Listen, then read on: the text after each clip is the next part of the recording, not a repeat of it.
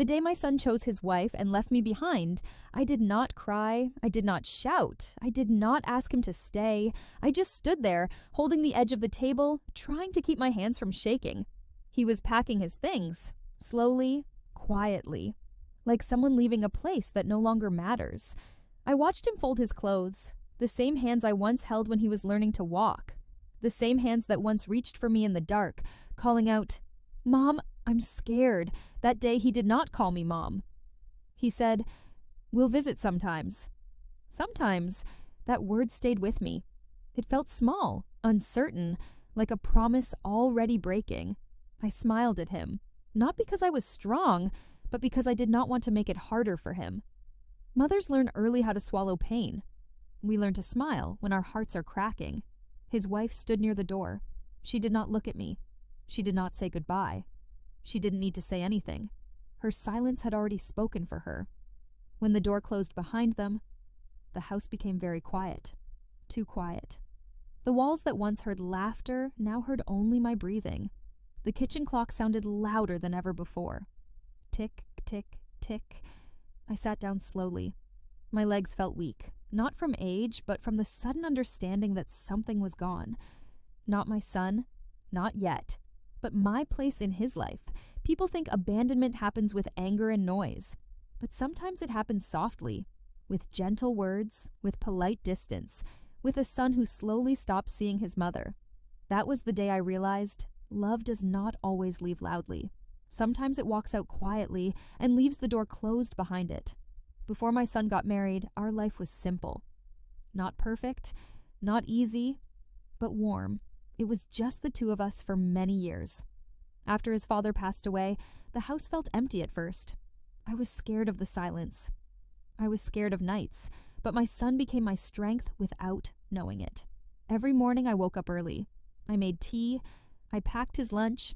I watched him eat while pretending I was not tired.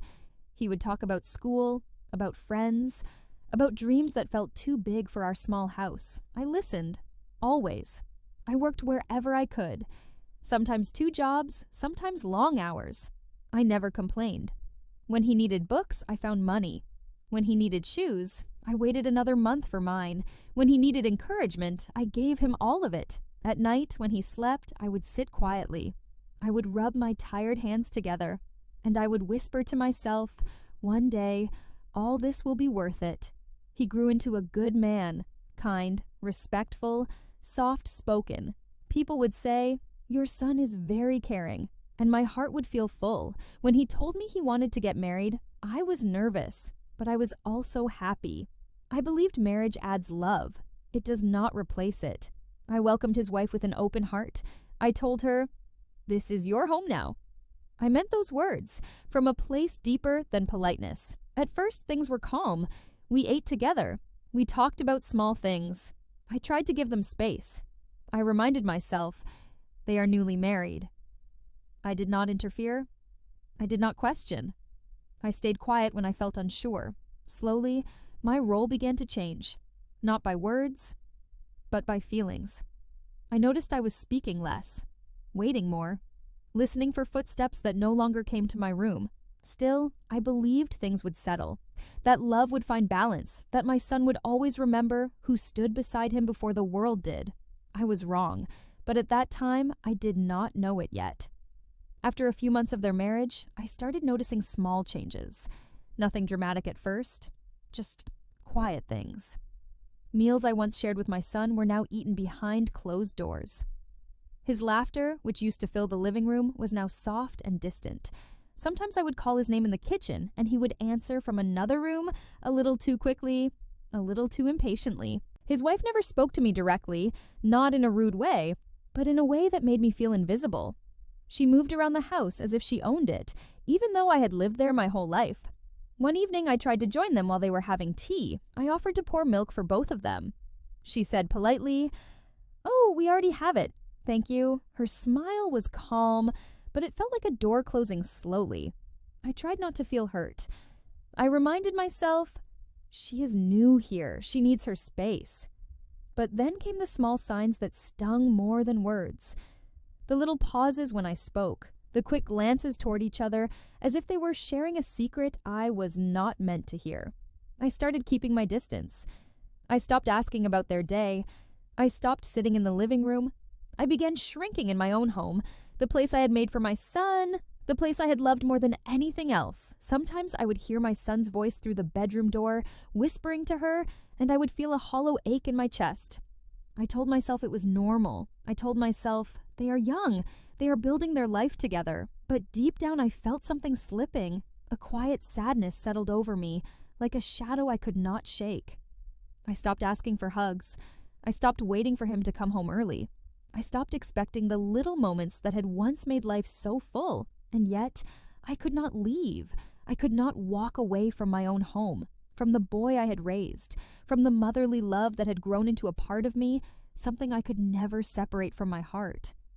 I began keeping a journal, not to blame anyone, not to cry, just to remember how things used to be. Every word I wrote felt heavy, every memory felt distant.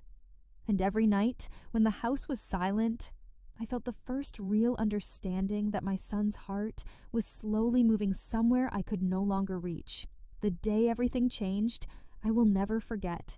It was not loud, it was not violent, it was quiet. Too quiet. I had cooked his favorite meal that evening. I thought maybe sharing it would bring us together. I placed the plates on the table and called him softly. "Dinner is ready, dear?" No answer, just the ticking of the wall clock. I walked to their bedroom. I knocked gently. My son opened the door. He looked at me for a moment. Then he said, "Mom, can we talk later? I'm busy." I nodded. I smiled, even though my chest felt tight. "Of course," I said. I left the room. Later that night, I overheard them talking in whispers. I did not want to, but the words reached my ears. "I don't want her here anymore," I heard his wife say. "She's too much. She interferes." And then my son replied softly, "Maybe you're right. I don't know. I just want peace. Peace." That word hit me harder than anything. Peace. Not love, not family, just peace. I did not burst into their room. I did not shout. I went to my own bedroom. I sat on the edge of the bed. I thought about all those years, all the meals, all the sleepless nights, all the moments I had sacrificed for him. And now, in a single sentence, my place in his life was being quietly erased. The next days were worse. I tried speaking to him. I tried asking if I had done something wrong. He smiled politely and said, "Mom, nothing is wrong. It's just, life is changing. Life is changing." Yes, I realized, but I had not known it would mean being left behind. I tried keeping busy. I cleaned the house. I walked around the garden. I prayed silently at night. But every corner of the home reminded me that my son was slowly slipping away. The laughter we once shared was replaced with quiet rooms. The simple touches and hugs were gone. I felt invisible. Not because he stopped loving me, not because I had failed as a mother, but because the life I had built with him was no longer the life he wanted. And that realization, that quiet, painful truth, was heavier than any argument, any fight, any storm I had ever endured. Weeks turned into months, and the quiet distance only grew. At first, I felt lost. I cried alone at night, letting the tears fall silently so no one would hear. But slowly, I began to understand something. My son's life was no longer mine to hold. His heart was learning its own path. His choices were his own. I started spending time differently. I walked in the garden more often. I sat by the window and watched the rain fall. I cooked not to please anyone, but to keep myself busy, to feel the warmth that once filled our home. I realized that forgiveness was not just for them. It was for me too, because holding on to hurt was heavier than accepting reality. One evening, I found a letter my son had left on the table. It was small, folded neatly. I hesitated before opening it. Inside, he had written, "Mom, I know I have been distant. I am sorry if I made you feel left out. I love you, always." His words were short, not enough to erase the emptiness I felt, but enough to remind me that love does not always leave completely. I began speaking to him differently, too. I stopped trying to control the moments we shared. I stopped asking him to notice me. I simply let him live his life, and I returned to mine. I discovered old hobbies I had forgotten. I read books I had wanted to read for years. I began reconnecting with neighbors and friends. And slowly, life felt lighter. Not the same as before, but peaceful in its own way. Sometimes my son visits. Sometimes we sit and talk quietly. Sometimes we laugh together, just like we used to. And when he leaves, I do not feel empty anymore. I feel calm. Because I know that love is not always in the closeness. Sometimes, love is in letting go. Now, years later, I look back and understand things differently. I do not blame my son. I do not blame his wife. Life simply moves, and people change. I learned that a mother's love is not measured by presence alone. It is measured by patience, by quiet support, by holding on even when everything feels like it is slipping away. Sometimes I still feel the ache of those early days, when silence filled the rooms and my son seemed to be disappearing from my life. But that ache is softer now. It is part of a story I carry in my heart, a story that made me stronger, wiser, and more tender. I tell this story not to make anyone feel guilty, but to remind mothers, fathers, and children that love is complicated. Sometimes it is expressed in hugs and words. Sometimes it is expressed in understanding, in letting go, in quiet forgiveness. I learned that even when someone chooses a new path, it does not erase the love that came before. It does not erase the years of care, the sleepless nights, the shared meals, the whispered prayers at night. And so I smile again, not for them, not because everything is perfect, but because I have learned to carry my love differently.